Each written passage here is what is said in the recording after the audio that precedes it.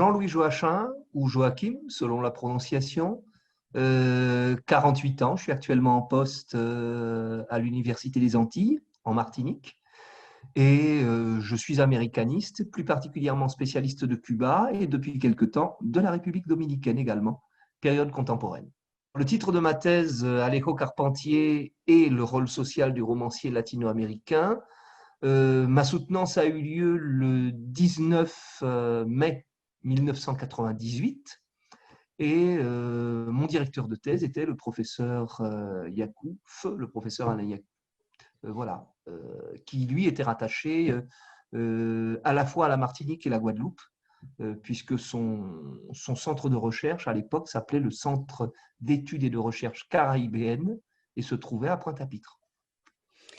Est-ce que cette thèse, c'est l'aboutissement d'un parcours, tout ce qu'il y a de conventionnel, avec une licence, une maîtrise, un DEA, ou as-tu un parcours plus singulier avec éventuellement une interruption d'études, une reprise, un double cursus Bon, qui es-tu? C'est un parcours qui peut sembler à première vue classique, licence, maîtrise, DEA, doctorat, mais j'ai fait mes études, toutes mes études, je tiens à le préciser, à l'Université des Antilles et de la Guyane à l'époque, au département d'espagnol de l'Université des Antilles et de la Guyane. Et étudier chez nous, ce n'était pas une mince affaire. Beaucoup d'étudiants laissaient tomber leurs études supérieures après la licence ou même après le DUG à l'époque. Aller jusqu'au bout, c'était à la fois faire preuve d'obstination, de courage et peut-être même parfois d'une certaine forme de folie parce que les collègues ne comprenaient pas, enfin les collègues et les camarades ne comprenaient pas qu'on veuille faire une thèse alors que d'autres cherchaient avant tout à garantir leur pain, à travailler, à être en poste, même en tant que contractuel, dans un collège ou dans un lycée de Lille. Et alors, qu'est-ce qui t'a donné envie de faire une thèse? Mon directeur de thèse. Au départ, je me suis dit, on va tenter la maîtrise parce que j'étais chez mes parents et j'étais plutôt bien nourri. Mes parents s'occupaient bien de moi, donc il n'y avait pas la nécessité d'aller chercher un emploi. Et du coup, je me suis dit, pourquoi pas la maîtrise? Et ma maîtrise, je pensais la faire sur un tout autre sujet. Je Sur pensais quoi? travailler sur l'Espagne. Je pensais travailler sur l'Espagne, sur un romancier espagnol qui était très en vogue à l'époque, au début et milieu des années 90, Eduardo Mendoza. Ah oui. Et en particulier sur un roman d'Eduardo Mendoza que j'adore et que je relis chaque année, La ciudad de los prodigios. Et du coup, celui qui était destiné à me suivre dans ce projet de recherche en maîtrise, c'était l'un de mes enseignants de l'époque, MCF chez nous, qui était Jean-Antoine Diaz. Et du coup, le projet est tombé à l'eau parce que Jean-Antoine Diaz a quitté la Martinique. Et il ne me restait plus que deux possibles maîtres de conférences et ou professeurs des universités pouvant diriger cette maîtrise. D'une part, Maurice Belrose, qui était sur place, spécialiste du Venezuela, littéraire, très littéraire, et d'autre part, Alain Yacoub. Et donc, bien évidemment, j'ai commencé à me rendre aux quelques petites soutenances de mémoire qu'il y avait chez nous. Et j'ai vu avec quelle véhémence Alain Yacoub défendait mordicus ses candidats. Et j'avais déjà en plus un très très bon contact avec lui parce que on s'entendait bien, j'assistais à tous ses cours, la plupart des étudiants ne le faisaient pas. Et puis, on avait ce début de relation un peu père-fils qui s'était mise en place. Et je suis allé voir naturellement Alain Yacoub pour la maîtrise. Et Alain Yacoub m'a dit, très bien, votre sujet de maîtrise, ce sera l'amiral de la mer Océane dans El Arpa y la Sombra d'Alejo Carpentier. C'est comme ça que tout a commencé alors. C'est comme ça que tout a commencé. J'étais terrifié à l'idée de travailler sur Alejo Carpentier, Ah ah, pourquoi? euh, parce qu'il a la réputation d'être un romancier difficile, hermétique. Sa langue est extrêmement baroque. Il est à la fois très français, très francophone et très cubain à la fois. Je ne connaissais pas suffisamment Cuba pour m'attaquer à Carpentier. Je me posais plein de questions et ça s'est très bien passé au niveau de la maîtrise. Donc Alain Yacoub m'a dit ben, on va poursuivre en DEA. C'était le DEA Caraïbes, Amérique latine et du Nord à l'époque, donc qui englobait à la fois les hispanistes, enfin les hispanistes, l'hispaniste que j'étais, les anglicistes, les étudiants qui travaillaient sur les lettres modernes. Il y avait même quelques historiens et géographes et créolistes qui nous avaient rejoints. Formation très très intéressante, euh, avec des enseignants qui venaient d'horizons divers et qui nous apportaient énormément. Et donc, après le DEA, s'est posé la question de la thèse. Donc, j'avais commencé à travailler sur l'écriture ou la réécriture de l'histoire chez Carpentier. Alain Yacoub m'a proposé de continuer, tout en orientant très fortement ma thèse, parce qu'Alain Yacoub, c'était aussi une forte tête en termes de recherche, et c'est quelqu'un qui avait nourri depuis toujours, pratiquement, le projet d'avoir un étudiant travaillant sur Alejo Carpentier, faisant une thèse sur Alejo Carpentier. Donc lui aussi avait son projet de thèse en tête, si on peut dire. Et est-ce que tu peux nous donner plus précisément le titre du DEA? Donc, on a bien compris que tu as poursuivi sur Carpentier, la question de la représentation de l'histoire, mais quel en était le titre? Alors, le DEA, si je me souviens bien, c'était la réécriture de l'histoire chez Alejo Carpentier, et je m'étais basé sur 3 ouvrages, El Reino de este Mundo, El Arpa y la Sombra, bien évidemment, et El Siglo de las Luces. Voilà, en dehors de cette gentille, paternelle incitation autoritaire de ton directeur de thèse, quel a été l'élément déclencheur pour aborder ton sujet de thèse de cette manière-là, c'est-à-dire le formaliser comme ça et d'un point de vue disciplinaire, méthodologique, pour l'avoir envisagé de cette façon-là? J'ai beaucoup lu sur Alejo Carpentier, sur ce qui avait été écrit sur Alejo Carpentier. Ce n'était pas évident à l'époque, hein, depuis la Martinique, je tiens à le préciser, parce qu'on avait recours aux prêts interbibliothèques, les articles ou même parfois les ouvrages prenaient énormément de temps à arriver. On en disposait pour des délais, pendant des délais très très courts. Il fallait les renvoyer pratiquement 3 ou 4 jours après les avoir reçus. C'était très très très très compliqué. Mais en même temps, plus je lisais sur Alejo Carpentier, plus je me rendais compte qu'il y avait un élément que beaucoup de critiques avaient laissé de côté, c'est-à-dire que critiques de l'époque, hein, j'entends. Carpentier, il a été socialiste avant d'être romancier, n'en déplaise à beaucoup. Et le fait d'avoir été socialiste, marxiste, léniniste, matérialiste, dialectique, etc., a orienté sa production littéraire. Et c'est la raison pour laquelle on a eu le siècle des Lumières qu'on a eu cette vision de Christophe Colomb dans L'Arpa y la Sombra, qu'on a eu El Recurso del Método, et surtout qu'on a eu l'apothéose de sa carrière de révolutionnaire écrivain, la Consagración de la Primavera. D'accord, donc si je te pose la question de savoir ce que tu as voulu démontrer en quelques phrases dans ta thèse, quelle était la thèse de ta thèse, c'est au-delà de la dimension formelle, des questions esthétiques très travaillées, tu voulais t'intéresser à la portée discursive, à l'engagement que comprend cette œuvre, c'est bien ça? C'est ça, c'est-à-dire que l'engagement, à mon sens, sous-tendait l'ensemble de l'œuvre, était le soubassement de l'ensemble de l'œuvre et permettait à Carpentier, en tant qu'écrivain caribéen, de poser un certain nombre de problèmes par rapport à notre histoire, notre rapport à nous-mêmes, etc., qu'il n'aurait sans doute pas posé s'il n'avait pas cette fibre socialiste chevillée au corps.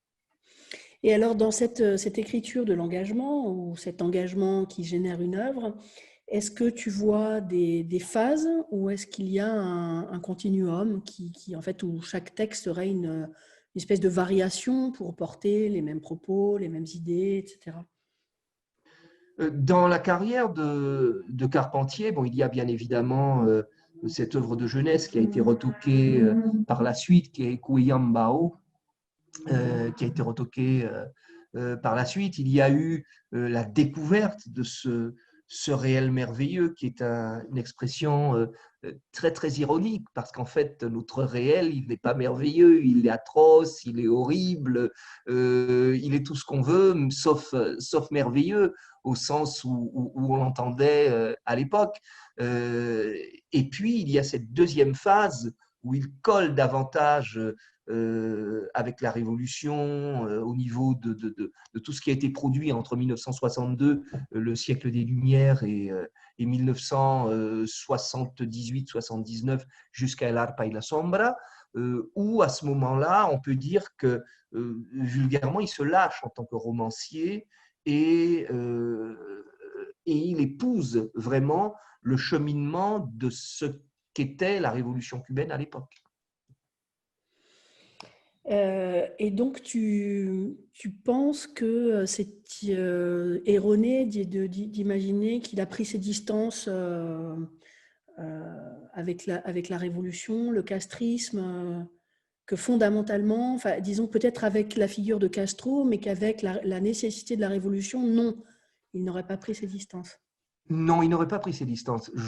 J'ai beaucoup, alors en préparant cette interview, ce contact de ce matin, j'ai revu une interview d'Alejo Carpentier qui date du début des années 70, au moment de l'affaire Padilla, un petit peu avant ou un petit peu après, et où il dit de manière très très claire, en gros, que les écrivains qui n'épousent pas la révolution cubaine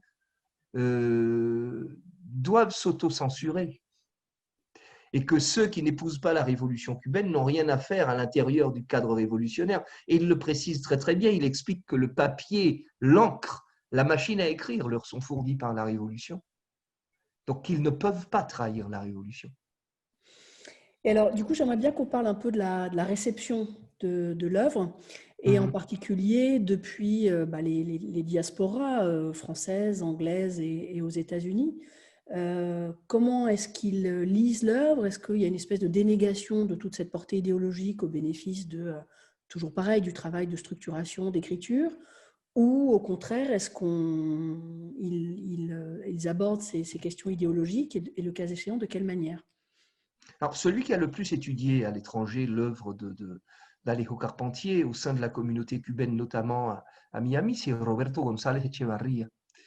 Et Roberto González Echevarría propose une étude essentiellement formelle de l'œuvre de Carpentier, en mettant de côté cette dimension révolutionnaire et en disant que de toute façon, Carpentier était député de la Havane, mais n'a jamais siégé au Parlement cubain, que Carpentier n'a pas eu à se battre formellement pour la révolution cubaine, qu'il était à Paris, qu'il était plus ou moins planqué à l'époque et que tout se passait bien. Donc que depuis Paris, il pouvait tout à fait soutenir la révolution cubaine, que le risque n'était pas si grand que cela. Alors c'est une petite curiosité personnelle, quel est ton roman de Carpentier préféré? Et quelles que soient les raisons. Ouf, euh,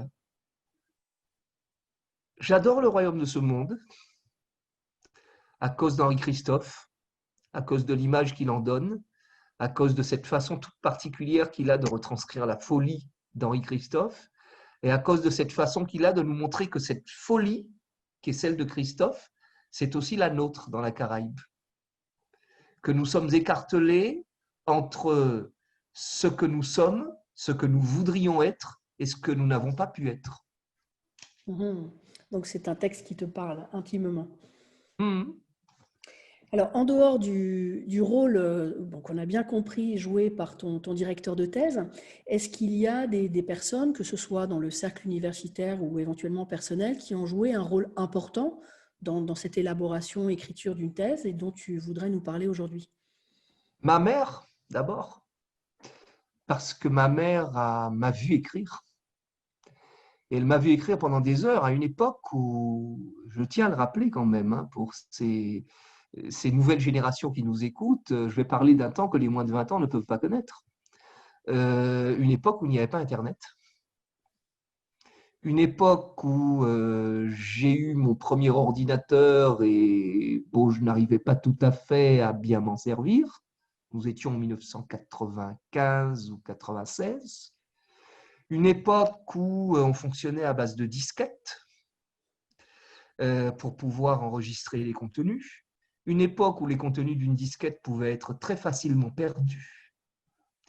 Une époque où ce que l'on avait écrit sur son ordinateur pouvait être très facilement effacé avec une fausse manipulation, ça m'est arrivé d'ailleurs, et je m'en souviens encore. Et ma mère m'a épaulé pendant toute cette époque-là. Elle s'est assise sur sa chaise longue et elle m'a regardé écrire pendant des heures, des choses qu'elle ne comprenait pratiquement pas, mais pour elle, c'était son fils qui était en train d'organiser quelque chose de grand, de faire œuvre utile et plus encore. Et de ce point de vue-là, elle m'a beaucoup épaulé. Ensuite, Sergio Chaplin, un écrivain cubain,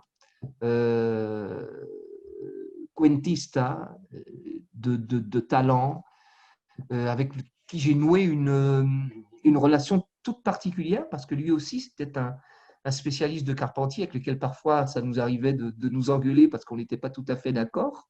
Lui avait étudié Carpentier, il avait passé au lit de Procuste du structuralisme tchèque. Et il n'arrêtait pas de parler de son ancien professeur Oldřich Bělič à Prague lorsqu'il y était allé en 1968. Donc oui, j'ai beaucoup travaillé avec Sergio Chaplin, et il m'a beaucoup apporté et il m'a aussi ouvert des portes parce que ce n'était pas évident de rentrer dans la Cuba révolutionnaire de l'époque et d'avoir des contacts avec plein de gens pour qui j'étais celui qui risquait de venir déformer l'image que l'on avait d'Alejo Carpentier. À titre d'exemple, je n'ai jamais pu rencontrer la veuve Lilia Esteban de Carpentier, je ne l'ai jamais rencontrée. Jamais. J'ai rencontré des gens de son entourage. Mais comme Sergio Chaplin et moi-même avions mis la main pratiquement au même moment sur tout un ensemble de documents qui attestaient que Carpentier était né en Suisse, à Lausanne, et qu'on avait l'intention de le publier, il nous a d'abord menacé de procès, etc., etc. Et on lui a dit, bon voilà, il n'y aura pas de procès du tout parce qu'on publie la vérité. Enfin, je veux dire, le type, il est né en Suisse. Voilà, nous ne sommes pas en train d'inventer qu'il serait né en Suisse alors qu'il n'y était pas né. L'acte de naissance, l'acte de naissance d'Alejo Carpentier, on l'avait eu entre les mains et voilà, quoi. À partir de cela, on était en mesure de donner des informations très, très précises. Et je pense qu'on n'a pas été les seuls à avoir eu ces informations-là parce que Guillermo Cabrera Infante met le doigt sur ce problème dans son fameux Mea Cuba. Il en parle, il évoque la nationalité suisse au départ d'Alejo Carpentier. Donc oui, avec Sergio Chaplin, il y a eu ce travail très important de fait et cette relation qui s'est prolongée au-delà de la thèse. Et puis une dette importante aussi envers ma collègue ancienne présidente d'université, Corinne Mancé-Caster, qui a relu une partie de ma thèse à une époque où j'étais très hésitant, à une époque où je n'arrivais pas à franchir un certain cap et qui m'a aidé à reformuler, à réécrire un certain nombre de choses et probablement à aller au terme de ce projet de thèse qui était le mien à l'époque. Alors, j'aimerais bien te faire une petite parenthèse pour t'interroger justement sur ton premier voyage à Cuba. Est-ce que tu te le rappelles et les impressions que tu as eues en arrivant?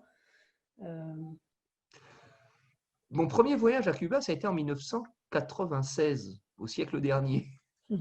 En 1996, j'avais été presque commissionné par le professeur Maurice Belrose pour accompagner un groupe d'étudiants euh, à La Havane. Les étudiants étaient 4, ils n'étaient pas très nombreux, ils devaient partir suivre des cours là-bas. Et Maurice Belrose, lui, avait eu un problème au niveau de son passeport, donc n'avait pas pu partir. Et je suis arrivé là-bas avec les étudiants, je leur avais fait croire que je connaissais parfaitement Cuba. Et lorsque je suis arrivé, ben, ils ont découvert que j'étais un béotien comme eux-mêmes, hein, et que voilà. Donc deux de ces jeunes filles que je salue si elles regardent un jour cette vidéo sont rentrées en phase de dépression. Nous voulons rentrer chez nous, etc. On veut revoir maman. Cuba c'est loin, on est isolé. Mais il y a une chose qui m'a frappé quand je suis arrivé à Cuba, parce que nous avions en Martinique deux images complètement contradictoires de Cuba qui s'affrontaient. La première qui était celle de toute la mouvance révolutionnaire martiniquaise, qui disait Cuba c'est l'exemple à suivre. Et toute une série de personnes qui à l'époque étaient au pouvoir et qui étaient plutôt de tendance de droite, hein, et franchement de droite, qui disaient Cuba c'est l'exemple à ne pas suivre, c'est une dictature, etc. etc. Et dans ma famille, les discussions tournaient parfois autour de cela. Mon père avait des frères qui étaient de toutes les obédiences politiques, donc les discussions parfois à la maison étaient très animées et portaient sur Cuba. Et lorsque je suis arrivé à Cuba, moi je m'attendais à trouver un pays très très militarisé, ça a été le cas, mais je m'attendais à trouver un pays avec des gens gris, tristes, etc.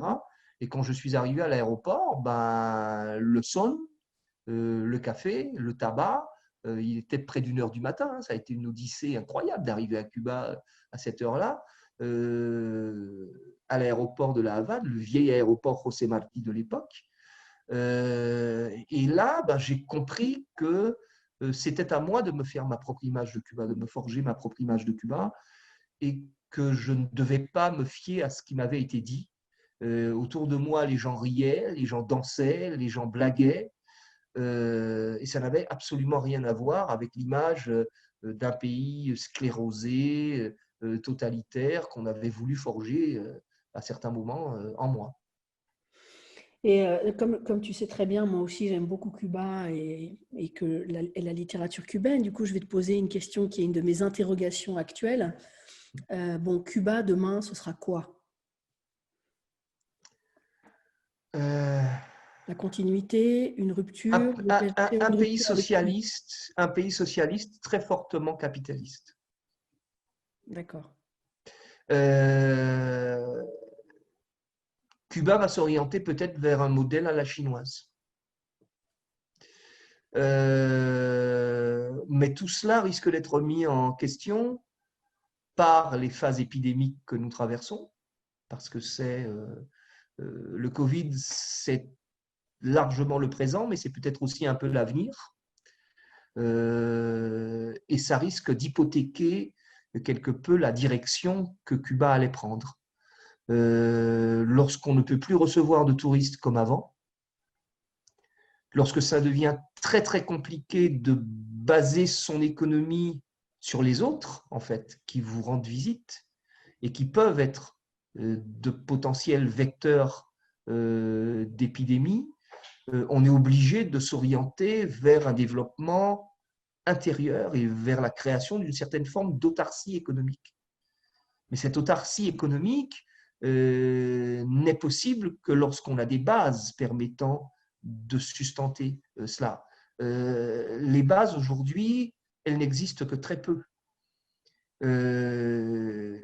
Cuba n'a pas, pendant des décennies, développé son économie de manière suffisante, lui permettant d'être à hauteur d'un pays comme la République dominicaine, par exemple, d'atteindre l'autosuffisance alimentaire. Ça va être très très compliqué. Donc on va être obligé de libéraliser une partie de l'économie cubaine, peut-être trop tard, parce que le résultat ne sera sans doute pas le résultat escompté, parce que les coordonnées économiques, sanitaires et surtout géopolitiques auront changé depuis. Et La donc, dernière fois que nul ne peut prédire ce que sera Cuba dans 10 ou 15 ans. Le peuple cubain a tellement souffert à cause de l'embargo, a tellement souffert à cause des restrictions. En ce moment même, nous avons la possible réélection de Donald Trump à la présidence des États-Unis, qui aurait des conséquences désastreuses pour la population cubaine. Parce qu'en réalité, en voulant continuer à bloquer ce qu'ils appellent le régime socialiste, ben, ils ne font que bloquer dans leur développement les Cubaines et les Cubains.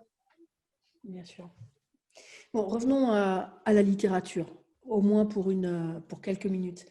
Dans les auteurs actuels qui vivent à Cuba, qui écrivent sur Cuba, qui a ta préférence? Je ne dis pas ça pour te plaire, hein. Ah non, non. Leonardo Padura. Leonardo Padura parce que j'estime qu'il est celui qui a le mieux maîtrisé l'autocensure tout en s'exprimant de manière dévoilée. D'accord. Il a réussi à trouver le juste équilibre, en fait, entre dire et cacher. Ou en tout cas, de feindre de dire tout Voilà, en cachant, plus exactement. voilà, Oui, voilà, dans ce sens-là. voilà, voilà. D'accord. Et je veux dire, tout Cubain relisant, par exemple, les aventures de Mario Conde, pour ne citer que cela, sait de quoi Padura parle. Et n'a pas besoin qu'on lui fasse prosaïquement un dessin. Il sait à quoi s'en tenir et il sait en lisant Leonardo Padura que Leonardo Padura s'est très fortement censuré, mais que ce qui a réussi à ressortir suffit amplement à comprendre la situation cubaine.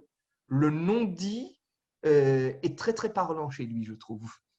Mais tu vois, c'est curieux le rapport les rapports que l'État cubain a avec lui, parce que moi, je me souviens que c'est la première fois où je suis allée à Cuba. Alors, c'était il y a très longtemps, je crois que c'était pas très longtemps après mon obtention de l'agrégation. Donc, tu vois, c'est à peu près aussi vieux que ton premier ordinateur. Et à l'époque, j'avais eu l'opportunité de rencontrer le ministre de la Culture, tu te le rappelleras, Abel Prieto. Ouais, Et il m'avait donné tu sais, le pack de livres réservé à l'universitaire lambda qui vient à Cuba. Et dans ce pack de livres, il y avait Passado Perfecto. ouais. Et tu vois le paradoxe, c'est-à-dire, en plus, alors c'était l'édition cubaine, mais quand on sait que la première édition, elle est mexicaine, et le fait de me mettre ça, moi, entre les mains, c'est une Mhm. façon de dire, absolument pas, on n'a pas de problème avec Padula. Regardez, c'est même nous qui l'avons édité, c'est nous qui vous le donnons pour lecture. Bien sûr, bien sûr, bien sûr. De même qu'il feignait de ne pas avoir de problème non plus avec Pedro Juan Gutiérrez, par exemple, Par exemple. qui, bon, c'était ça la politique aussi d'Abel Prieto, Mm. savoir à quel niveau il fallait ouvrir et à quel niveau il fallait maintenir la pression telle que l'avait exercée auparavant Armando Hart lorsqu'il était titulaire lorsqu'il présidait aux destinées du ministère de la Culture.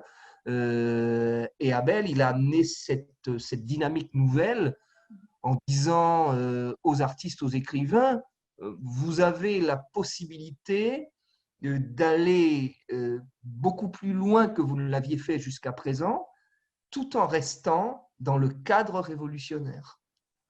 Pedro Juan Gutiérrez ne fait pas de politique, par exemple, hein, mais l'ensemble de son œuvre est très politique parce que, bien évidemment, cette décrépitude sociale qu'il décrit a une cause. Et puis, on est loin des représentations du citoyen héroïque, propre sur lui et modélique, C'est hein. clair.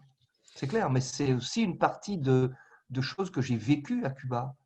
Loin de ces images dont se nourrissent les touristes, hein. J'ai une étudiante lors de mon deuxième ou troisième séjour à Cuba, parce que j'organisais des séjours pour étudiants à la fin des années 90.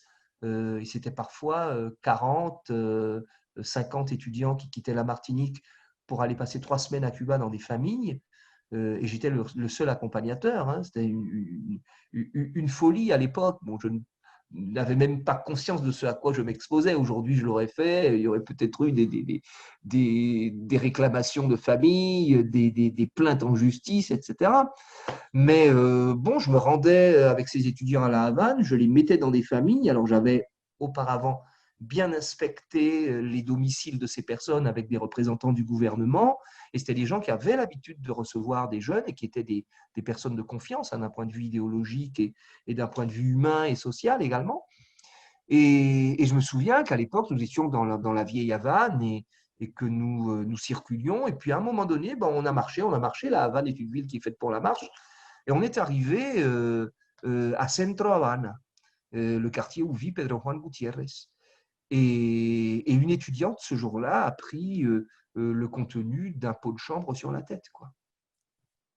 J'étais à 5 ou 6 mètres d'elle, avec le reste du groupe, et elle était...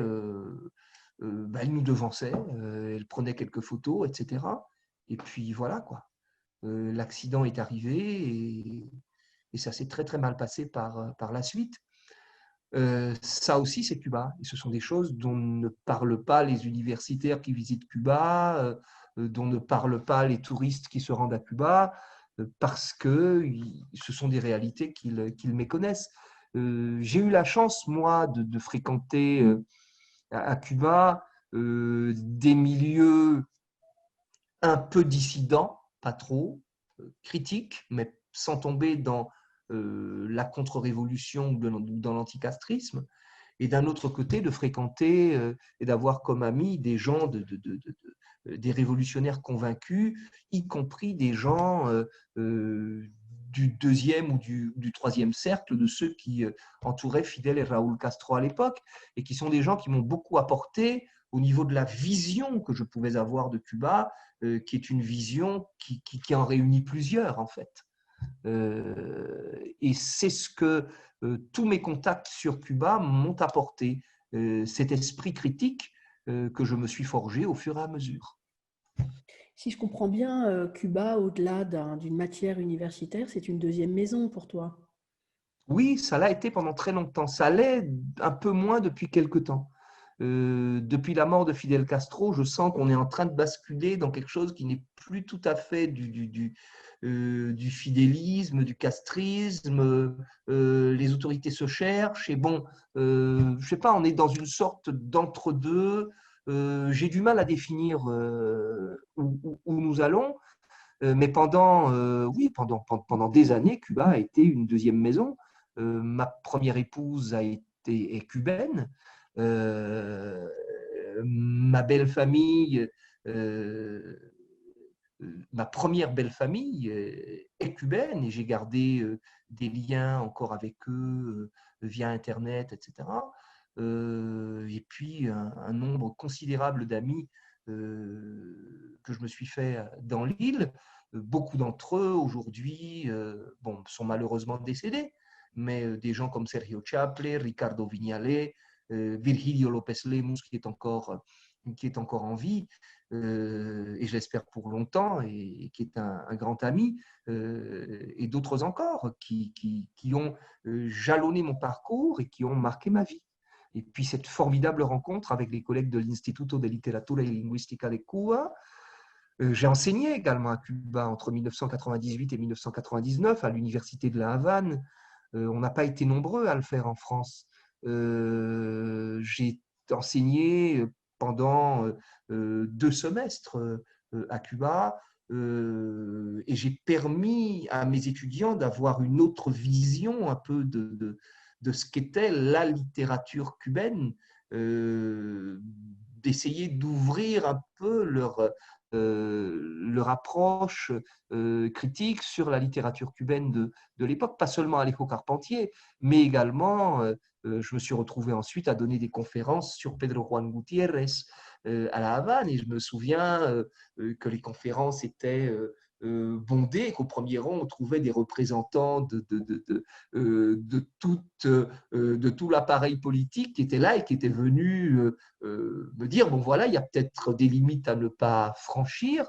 Mais j'ai parlé de Pedro Juan Gutiérrez, j'ai dit ce que j'avais envie de dire, et de la façon la plus respectueuse possible, parce que bien sûr la liberté de chacun s'arrête où commence celle des autres. Et puis à partir de ce moment-là, les choses se sont très très bien passées aussi. Alors venons-en aux difficultés que tu as rencontrées pendant ce travail de thèse. Alors tu as parlé tout à l'heure de la difficulté d'accéder aux ouvrages critiques. Ouais.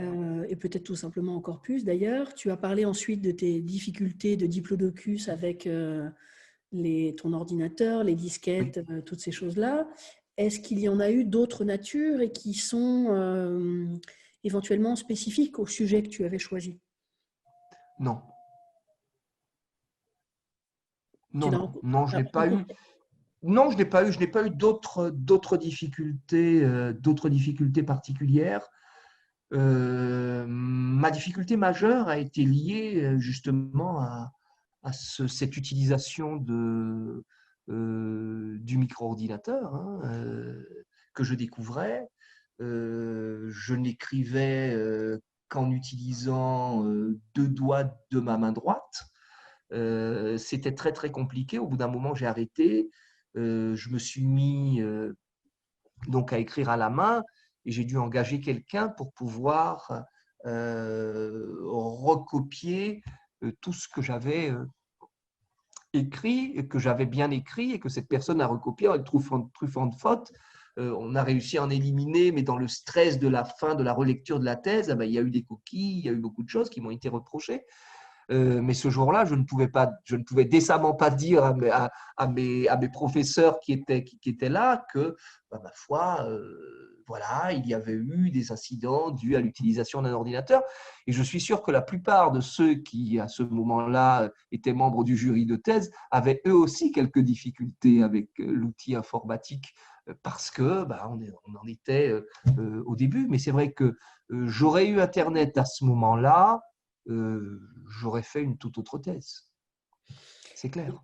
Alors écoute, tu me tends la perche. Je voulais te parler de la soutenance. Mhm. Alors, est-ce que tu peux commencer par nous dire qui étaient les professeurs qui composaient ton jury?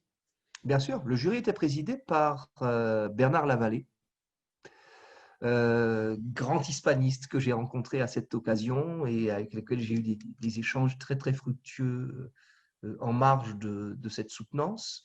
Mon directeur de thèse, bien évidemment, Alain Yacou, le rapporteur qui était Maurice Belrose, et puis deux autres professeurs des universités de l'époque, Lucien Abénon, historien de son état, et puis Jacques Corzani, spécialiste de littérature de la Caraïbe francophone, anglophone et hispanophone. Quel souvenir est-ce que tu gardes de cette journée particulière? Une soutenance de thèse en Martinique en 1998, c'était avant tout une forme de consécration sociale. C'était une fête.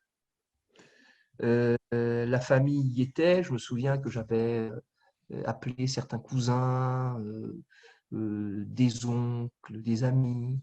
La salle du conseil où la soutenance a eu lieu était bondée. Des gens attendaient dans le couloir. D'autres collègues à la même époque ont soutenu en amphi, et les amphis étaient pleins. On venait voir ce qu'était capable de donner pendant 4 ou 5 heures, ma soutenance a duré 5 heures, ce qu'était capable de donner quelqu'un du cru face à un jury composé de certaines personnes qui n'étaient pas du cru. Et on guettait particulièrement les échanges entre l'impétrant et les collègues extérieurs. Parce que, aux yeux du public, l'avis des collègues locaux avait moins de poids que celui des collègues extérieurs. C'est toujours le Et cas? C'est toujours le euh, cas? non, non, les choses ont Voilà. beaucoup évolué. Les choses ont beaucoup évolué. Aujourd'hui, parfois, on soutient devant 10 personnes, alors qu'auparavant, c'était inadmissible. Une soutenance à laquelle n'auraient assisté que 10 personnes était une soutenance ratée. Le, les membres du jury ressentaient cette pression du public qui était là et qui parfois applaudissait lorsque le candidat avait bien répondu à une question qui lui était posée. C'était un peu folklorique, sans doute, hein, aux yeux des collègues européens qui venaient participer à ces jurys. Mais c'est caribéen et tout cela participe aussi de notre réel merveilleux dont nous parlions tout à l'heure. Donc ça a été une journée très très particulière. Bon, il fallait y aller en costume. J'avais reçu chez moi, chez ma mère où je résidais encore, mon collègue et ami Sergio Chaple qui avait assisté à la soutenance, donc en provenance de Cuba, qui avait visité la Martinique au cours des jours précédents. Il y avait une pression. Je me suis réveillé, il m'a donné el abrazo cubano et il m'a dit voilà, suerte, espero que te vaya bien, ya vas a ver, lo vas a lograr. Et je me suis rendu à la soutenance. Je suis passé auparavant par le bureau de mon directeur de thèse, Alain Yakou, qui était en train de finir de s'habiller, qui s'est aspergé de parfum, qui m'a aspergé du parfum dont il s'était aspergé. Et ensuite, je suis descendu en salle du conseil avec Alain Yakou, le père et le fils marchant d'un même pas. Voilà, c'était très, très particulier, très émouvant. Et puis tout de suite, ben, on est plongé dans le discours de soutenance, les propos du directeur de thèse, etc. Et puis ça commence et on doit, comme disait, comme m'avait dit Alain Yakou, aller chercher les oreilles et la queue. Donc faire le maximum, hein, c'était comme une corrida où on devait affronter les membres du jury et en sortir sinon vainqueur, mais du moins avec l'estime de ceux que l'on avait, l'estime scientifique de ceux que l'on avait affrontés.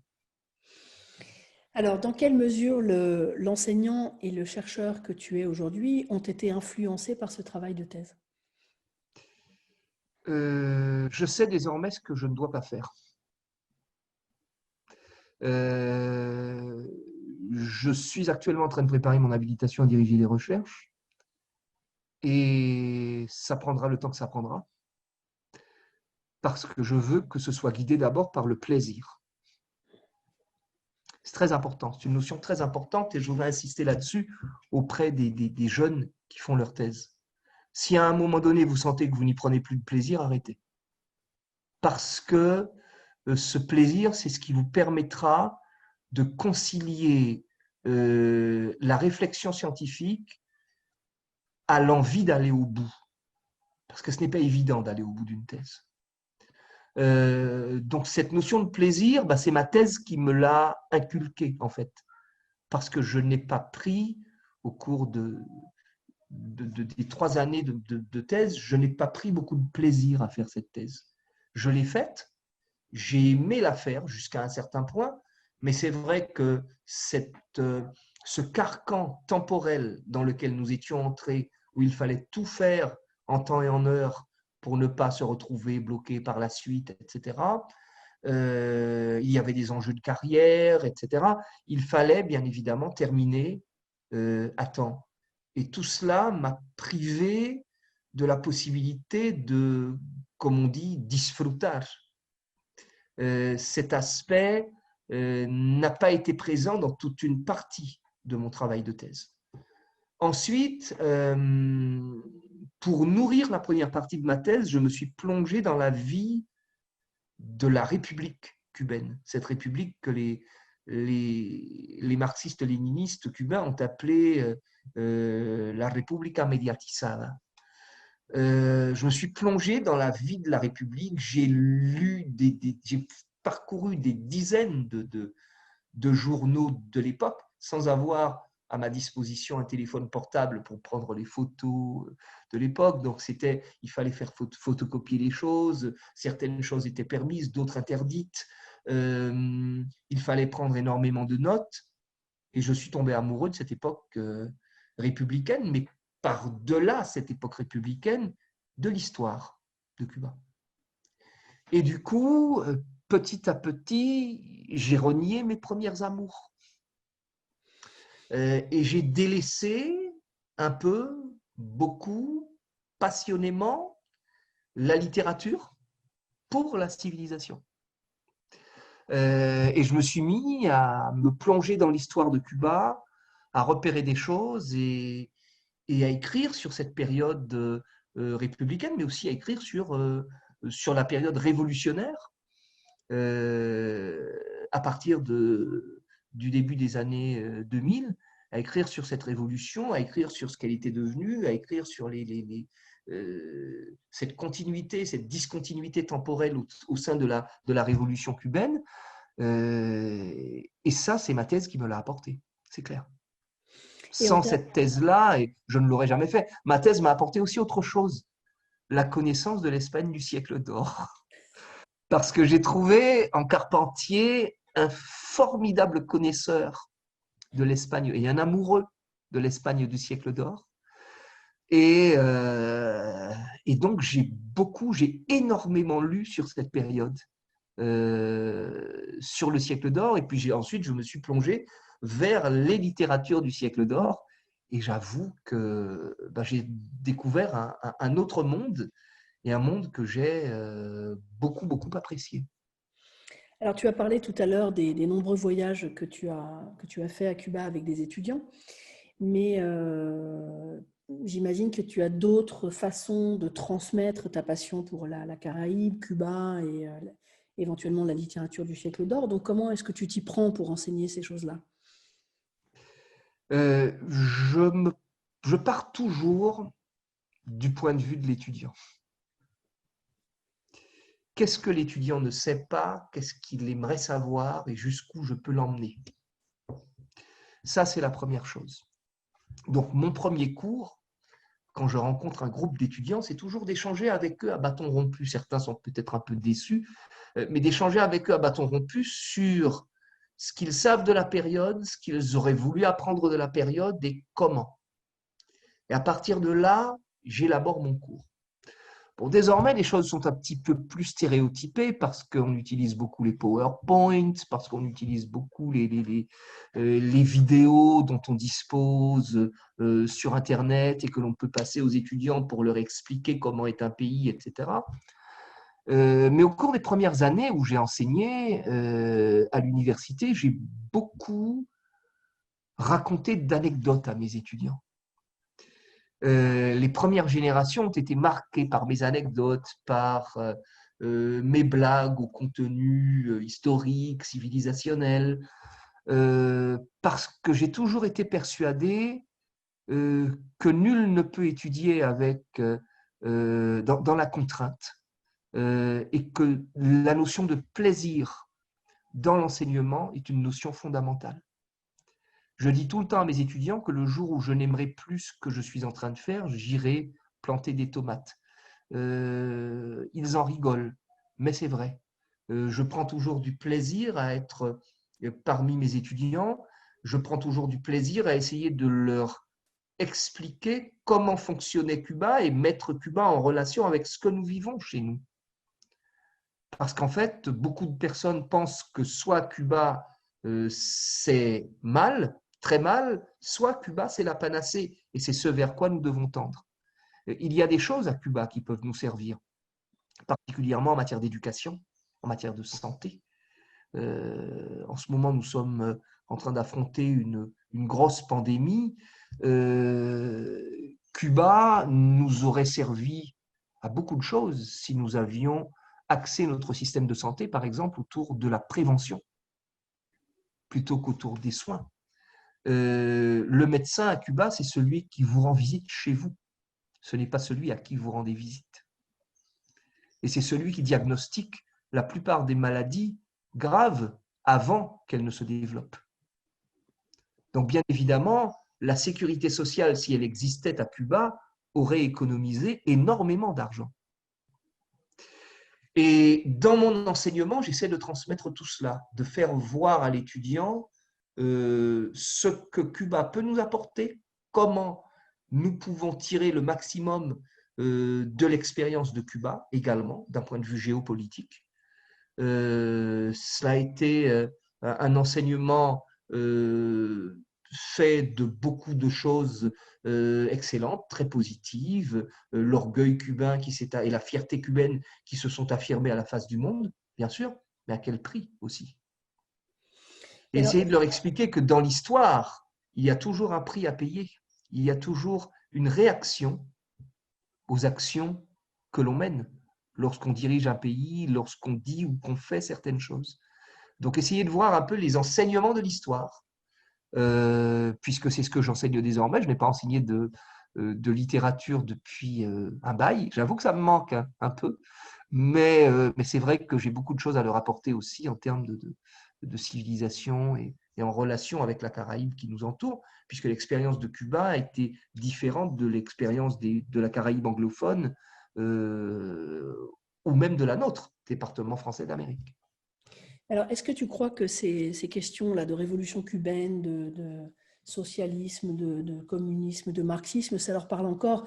Moi, je vais te donner envie de pleurer avec une anecdote, mais il y a 2 ou 3 ans, j'ai parlé de la révolution, je faisais un certain nombre de textes de Galeano sur Cuba, et il y en avait quand même une grande partie qui ne savait pas qui était Fidel Castro, qui n'avait jamais entendu parler de la révolution. Donc, est-ce que tu crois que ce n'est pas de nos vieilles lunes à nous, toutes ces histoires, et que ça devient presque aussi vieille chose que le siècle d'or? Cuba, ça a été pour nous une formidable illusion. Ça ne peut pas l'être pour nos étudiants. Nos étudiants n'ont pas vécu la même époque, nos étudiants ont le monde au bout de leurs doigts. Et en même temps qu'ils tapotent sur leur smartphone, ils se cloisonnent par rapport au monde. Celui qui tapote sur son smartphone ne trouve que ce qu'il va chercher. Et s'il ne cherche pas d'éléments sur la révolution cubaine, il n'en trouvera pas.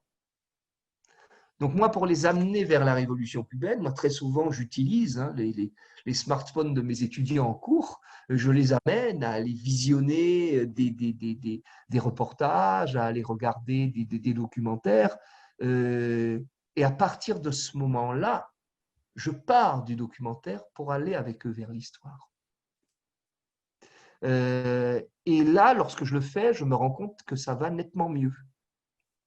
C'est-à-dire qu'ils sont allés prendre un certain nombre de sources audiovisuelles, et moi je leur montre qu'à côté de ces sources audiovisuelles, il y a des choses qui peuvent leur permettre de compléter leur savoir, de l'affiner et même de contredire ce que les sources audiovisuelles avaient affirmé parce qu'elles étaient dans l'euphorie de l'instant, etc., etc.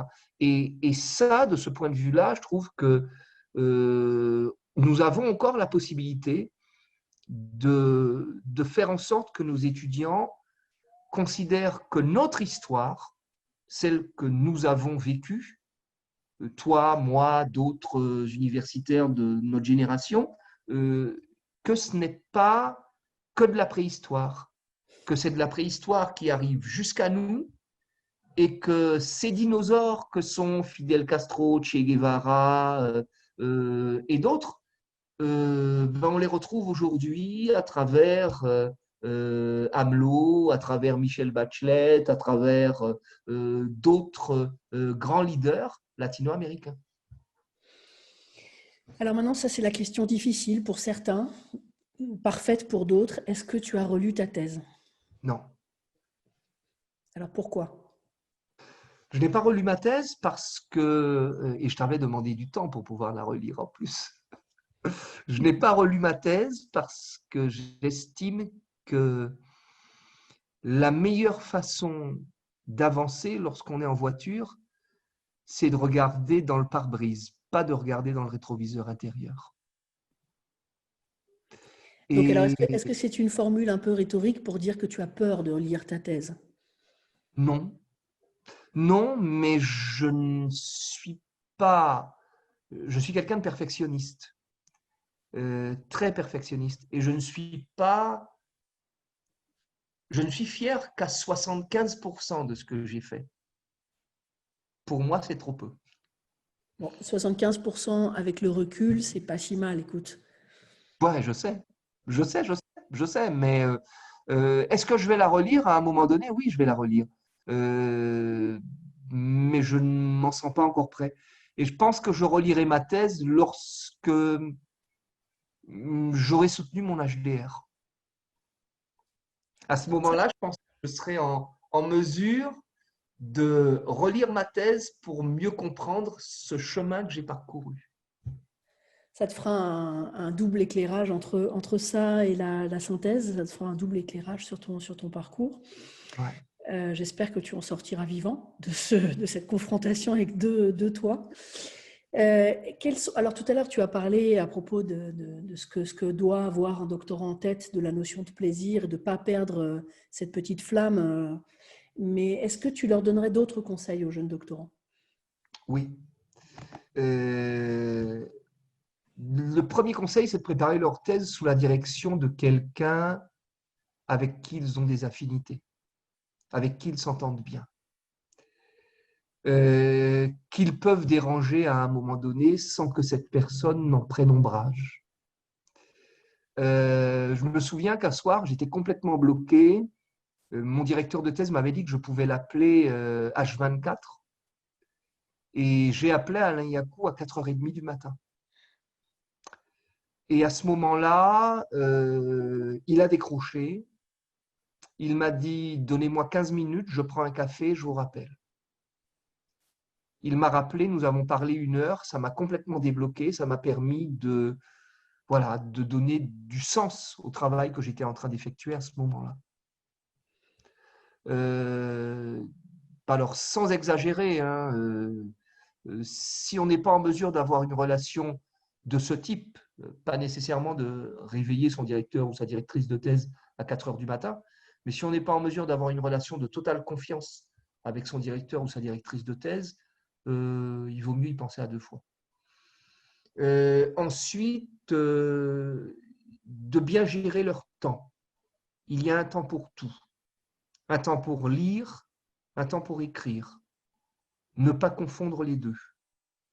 Si on continue à lire au moment où on écrit, on peut s'embrouiller, on peut s'en mêler les pinceaux, on peut même se retrouver à se sentir très très mal par rapport à ce qu'on écrit, se remettre perpétuellement en cause, éprouver un certain sentiment d'inachevé, et ce n'est pas bon.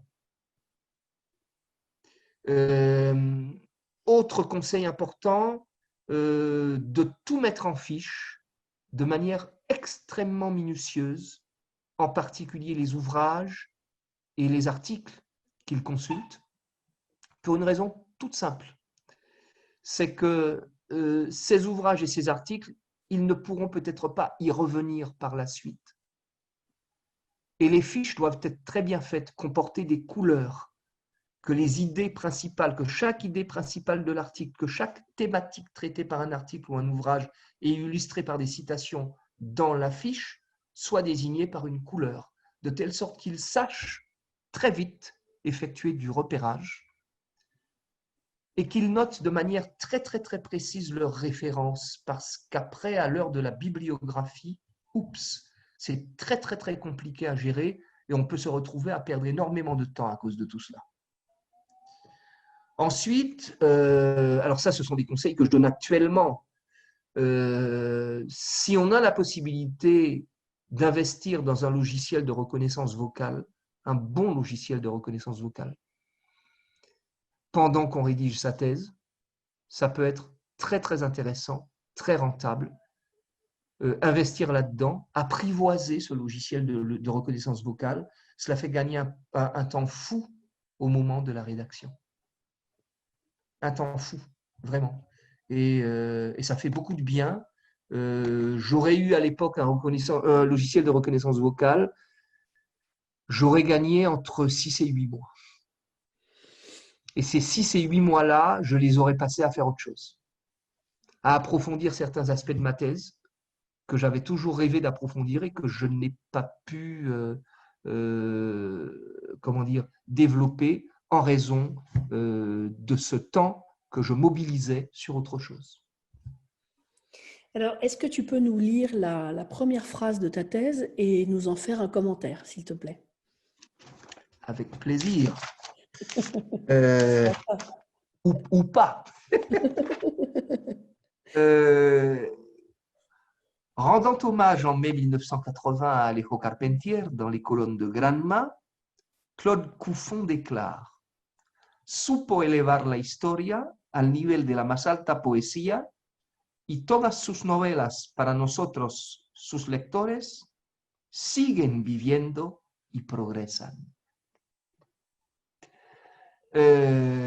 En relisant cette phrase, là, ce matin, je vais me remettre à lire certains ouvrages de Carpentier pour voir à quel point ces ouvrages ont progressé jusqu'à 2020, où je me trouve, essayer de voir effectivement s'il peut encore nous apporter un éclairage, et il le peut certainement, nous apporter un éclairage sur ce que nous sommes aujourd'hui dans ce monde de l'hypercommunication, de l'hyperinformatisation, de l'hypersensibilité également, qui est le nôtre aujourd'hui. Donc, c'est ce que m'inspire cette citation de Couffon. Siguen viviendo y progresan. Ces œuvres qui peuvent jusqu'à s'incarner en nous et ces œuvres qui peuvent nous pousser à révolutionner à notre tour le monde dans lequel nous vivons. Écoute, boucle la boucle et commence par celui par lequel tu as commencé, l'arpa y la sombra, puis tu verras si ça continue à faire une petite musique signifiante dans ton oreille.